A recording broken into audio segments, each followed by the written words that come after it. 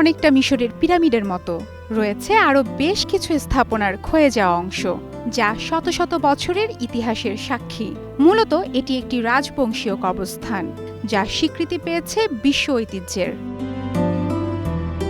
চীন ও তিব্বতের জাতিগোষ্ঠী ১১ থেকে ১৩ শতাব্দীর মধ্যে চীনের উত্তর পশ্চিম নিংজিয়া অঞ্চলে এটি গোড়াপত্তন করে।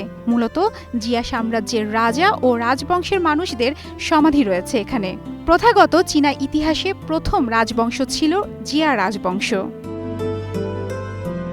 সমাধিক্ষেত্রটি ইউনেস্কোর ৪৭তম অধিবেশনে বিশ্ব ঐতিহ্য তালিকায় জায়গা করে নেয়। এর মাধ্যমে চীনের ইউনেস্কো স্বীকৃত বিশ্ব ঐতিহ্যের স্থানের সংখ্যা এখন ৬০। একক দেশ হিসেবে স্বীকৃতি পাওয়া দেশের মধ্যে চীন এখন দ্বিতীয়। অন্যদিকে ৬১টি ঐতিহ্যের স্বীকৃতি নিয়ে প্রথম স্থানে রয়েছে ইতালি। সমাধিক্ষেত্রের প্রধান আকর্ষণের স্থানটি চীনের হেলান পর্বতের পাদদেশে অবস্থিত, তবে এটি বিস্তৃত প্রায় ৪০ বর্গ কিলোমিটার এলাকা জুড়ে। এখানে রয়েছে জিয়া সাম্রাজ্যের ৯ জন রাজা ও রাজপরিবারের অন্যান্য সদস্যের সমাধি। এছাড়া ৩২টি বন্যা নিয়ন্ত্রিত কাঠামো ও ৫ হেক্টর জায়গা জুড়ে বিশাল জাদুঘরে স্থান পেয়েছে জিয়া সাম্রাজ্যের স্মৃতি।